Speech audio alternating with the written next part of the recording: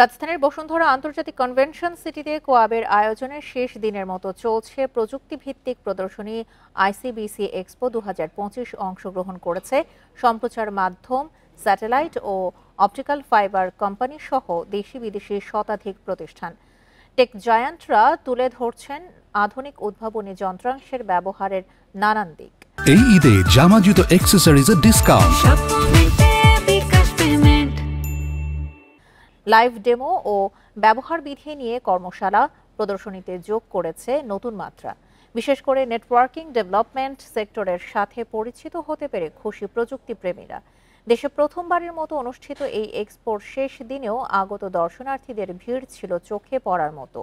এই আয়োজনের মধ্য দিয়ে দেশের কেবল অপারেটিং সিস্টেমকে সম্পূর্ণ ডিজিটালাইজড এবং ভবিষ্যতে আরও বড় আকারে আয়োজন করার আশা ব্যক্ত করেন অংশগ্রহণকারী ও আয়োজকরা।